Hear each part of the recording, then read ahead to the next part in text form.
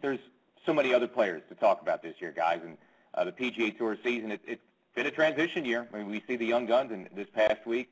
Ryo Ishikawa, a teenager, nearly won the PGA Tour, but so many rookie winners, so many first-time winners. Let's start, though, with the establishment. Jim Furyk, who's our reigning FedEx Cup champion. Michael, I'll start with you. You've seen him play this year. Had a decent tournament, actually, at Firestone this past weekend, but it's been a real struggle for a guy coming off a career season, Jim Furyk.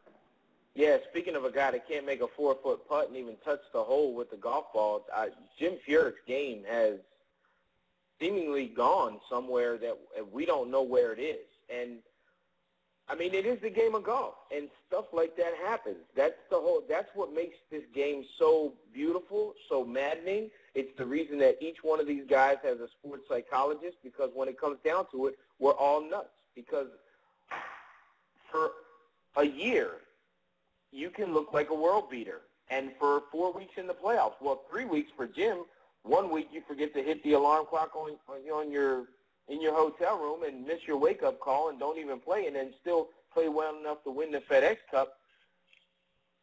And then the next year you think, after a year like that, it's going to be gangbusters, and the guy has a tough time hitting a fairway and hitting a green, and when he hits a green, he can't make a 5-footer, but that's golf. That's how golf is. That's what makes this game so amazing.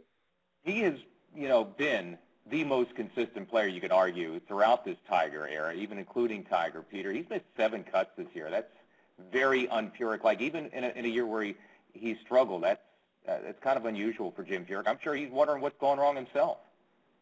I mean, is he even one of the best players of his time? I mean, he's got 15 wins, right, and a major championship.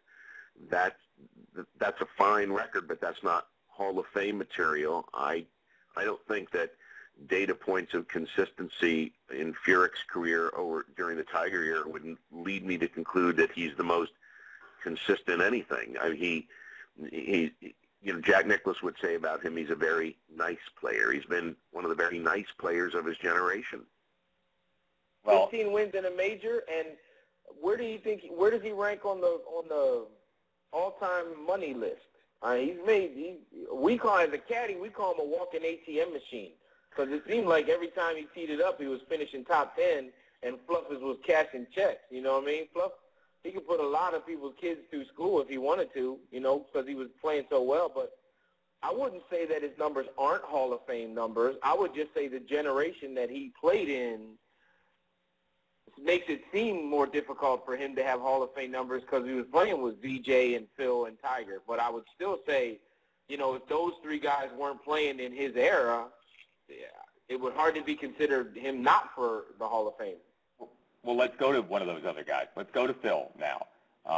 He's won this year. He's had a couple of runner-ups. For anyone else, that'd be a great season. Again, like Tiger, with the perspective involved, for Phil, you think, boy, he's really struggled this year. Peter, he seems disinterested in time.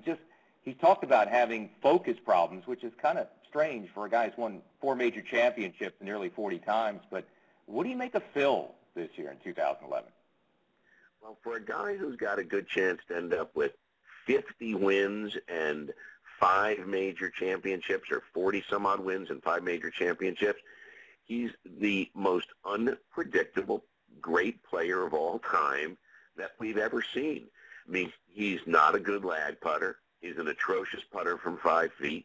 He's a really good putter when it's 15 to 25 feet, when it's all about creativity and imagination, and he doesn't worry about the toe opening and closing and trying to time the hit. It's wonderful from that distance, and wonderful, with wedge shots, because those two, it's a more efficient motion. He doesn't appear to be forcing anything. He doesn't appear to be afraid of anything, but I don't think it's disinterest. I think that for somebody who knows how to close, he forgets how to close.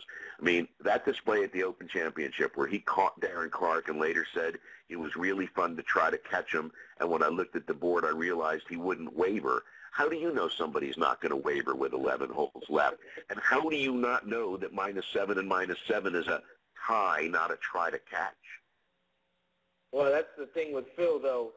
The one thing that you can say about Phil when it comes to situations like that, it's not my fault. It wasn't my fault. I didn't do that. I was thinking this, so this happened. So it wasn't really my fault in the swing that I put on it and whatnot. So, and, I think Phil talked about that, sometimes losing interest and whatnot, and I saw it at Firestone last week where he was on number 10 on Sunday and went up to the green, hit a shot from the rough, up onto the putting surface, had a 30-footer for birdie, didn't go through his normal routine, was laughing with Bones on the side over there by his golf ball, walked up and hit the putt almost 10 feet by and then missed the comeback or made a three-jack for bogey on number 10 after having a 30-footer for his birdie. So, you know what? We're seeing that on the golf course. The thing with Phil this year, how many times had a chance to become world's number one? And he didn't do it. And why didn't he do it? He didn't do it because he knew he had a chance to be world's number one, and that's what he was playing for. He was playing to be world's number one, and he couldn't do it. Phil Mickelson is our generation's Arnold Palmer. He is absolutely, completely, and devotedly loved by the fans. Can he do what Tiger Woods does? No, he just can't. That's why we love him, because he's wild and crazy and does all this crazy stuff on the golf course. Will try and hit a 3-wood out of a mulberry bush from 300 yards away, and 1 out of 7 times he'll pull it off. And then 6 times you're standing there going, what are you doing? And the 7th time you're like, that was the greatest shot we've ever seen ever. It was awesome. That's why we love him, but that's why he is Phil Mickelson.